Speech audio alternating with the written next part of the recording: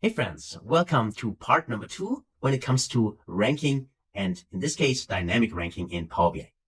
But before we dive deeper into that, let me also give you an alternative to the last function we have created to the ranking itself. Because remember, what we learned was we can use the isInScope function in order to avoid showing or displaying the 1 in here. There's also an alternative result which I have used in the past, and that's why I want to show you this as well as a second option. So instead of having or using isInScope, we can use the so-called has1value function. That would also work. So if I remove the isInScope here, and instead I would refer to has1value like that, then you can read here returns true when there's only one value in a specific column. And this is true, of course, for all the categories where we can see, because there is only one category, but for the total, there are actually all categories included, and that's why this would return false. And that's why we can use this as well and create our calculation like that. Of course, we would have removed this one here, so only one parenthesis here. And if I would here execute this, press checkbox, you will see that the result will not change. It gives us exactly the same. However, I personally prefer to use isInScope function. That's why, let me go back to the ranking here. I would revert this back. I just wanted to show you that there are oftentimes more than just one way to do it. And maybe you see this later on, or you try this out yourself, then you see that there are various ways to do it. And you know now you know that there's a has1value function which can also be used instead of isInScope in this case. Just to mention this, they are still different, those functions. And if you want to learn more, you can also take a look at the Power BI documentation to see exactly what the difference is. For our use case here, they work exactly the same. Okay. All right. So let me check that. And then let's go back and figure out how we can do our ranking dynamically. For that, we need to actually go under, let's just check that, under modeling. And where is it? There is the option to select a new parameter. And in my case, I would like to go to this dropdown, and there are two parameter options. The first one, which we're going to use now to do the dynamic ranking, is the so-called numeric range. So let's check that box, and then we can specify here a parameter. So here again, we could also switch to field parameter if we want to do that. But for us now, we would want to use the numeric range.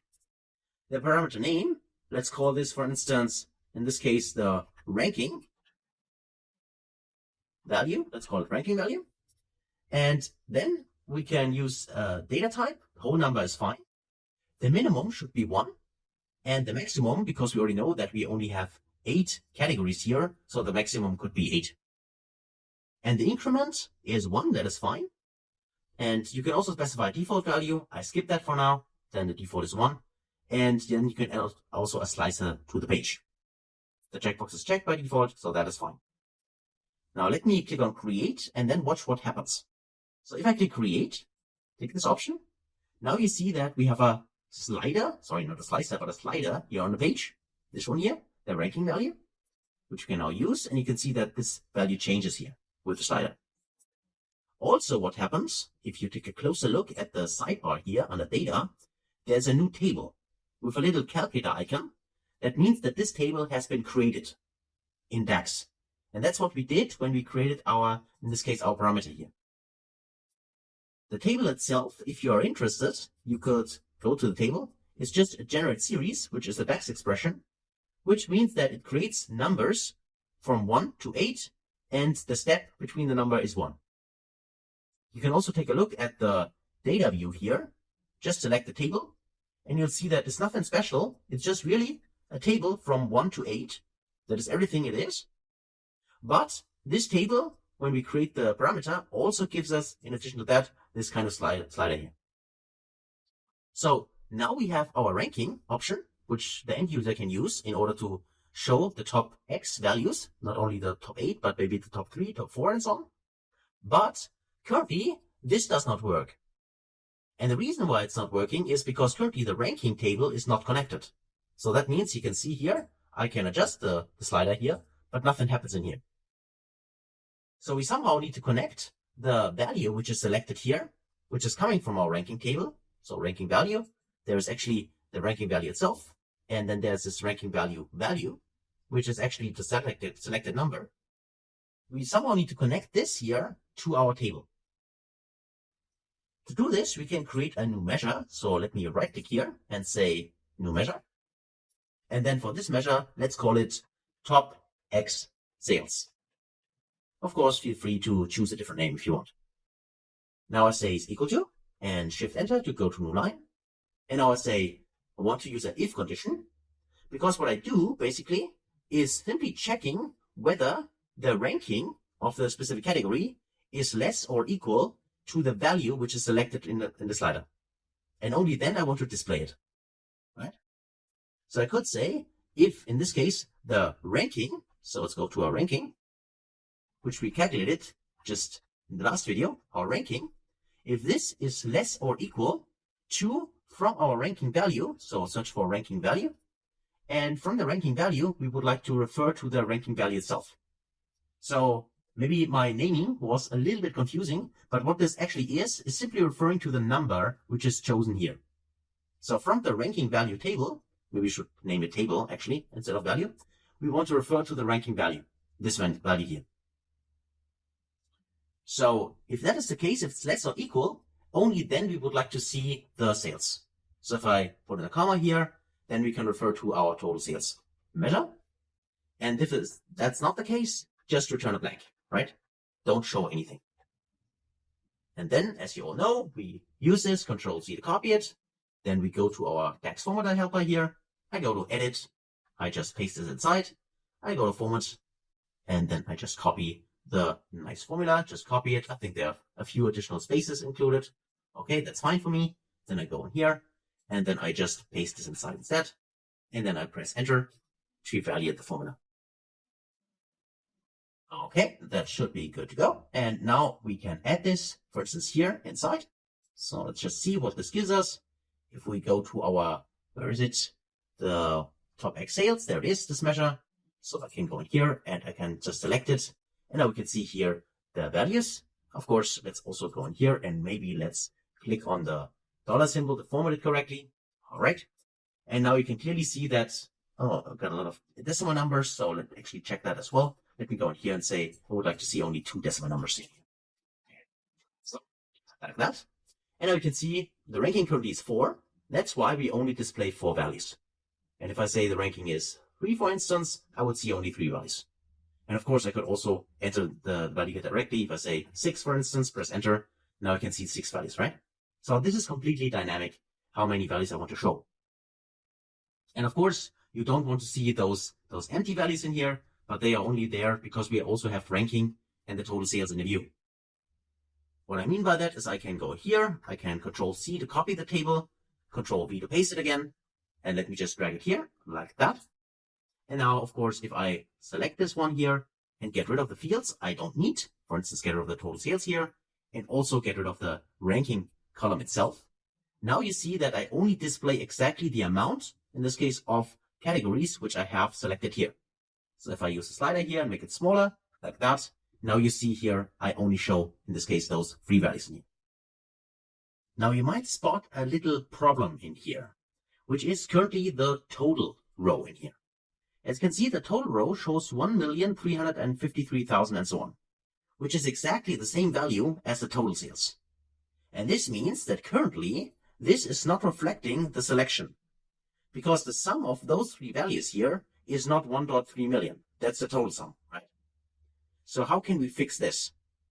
Well, in this case, we would need to modify our formula a little bit more.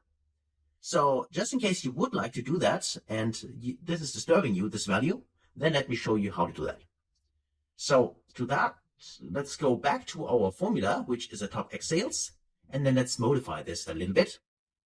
And what we actually need to do is, or could do, again, there are various ways to solve this in Power BI, but let me show you one way which you could apply, which is wrapping this at first in another if condition, where we again check, as we have done for the ranking before in here, remember, we use the isInScope function. Because the isInScope function, or alternatively, the hasOnValue function, can tell us whether we are currently inside one of the categories or whether we are on the total level. And this is something we need to check because we would like to see when we are on a total, we need to calculate it differently. So what I do here is simply go to if, then I check for is in scope, here we go. And we check again for the category. So the category itself. So if we are in scope, then we would like to do our ranking, as we've done here, to show either a value for the category or a blank. That is fine. But if we are not in that scope, put in a comma here, the return if false, this now is referring to the order if function, so the first one, then we are on a total level if we are not in scope, right? So for the total, I'm using here the SUMX function, SUMX, and now I want to iterate our table. However, this here is a little bit different because I cannot iterate, for instance, over all the categories. Because if I iterate over all the categories, then I get exactly the same value, this 1.3 million. So I need to make sure that my table I'm iterating over actually only contains these categories here, these three in this case. And to do this, I can use another function, which is as powerful as the calculate function, which is the calculate table function. So it's equivalent, but this time for tables. So calculate table allows me to give it a table and then modify this table. And this is what I want to do. I want to give it the orders table from the categories. So I can say here, for instance, using a new function, I want to introduce here the values function to you.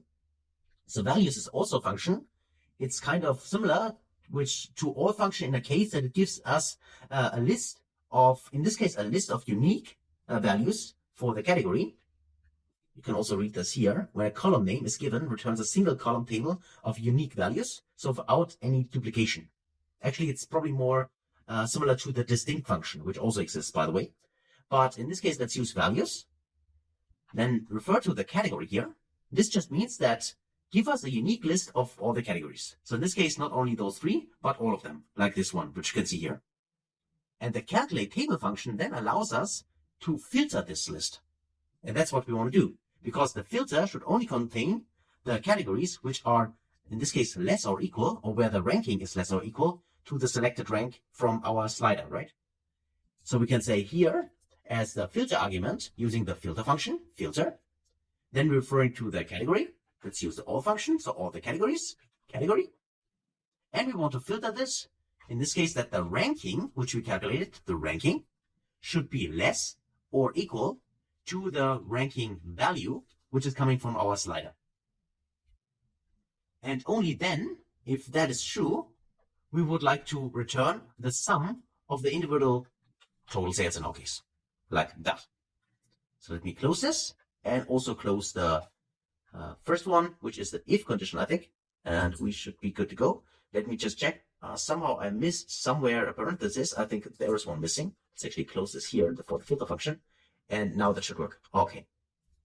So let me just first copy this because it's quite a lot. I get that. But let's go in here and first apply our little trick here and do go to edit here and paste this inside. So we format this. Then this is the first step to make it easier to understand. So copy this, and this looks much better for me. I go in here, and then I just go inside and paste this and press enter. Okay.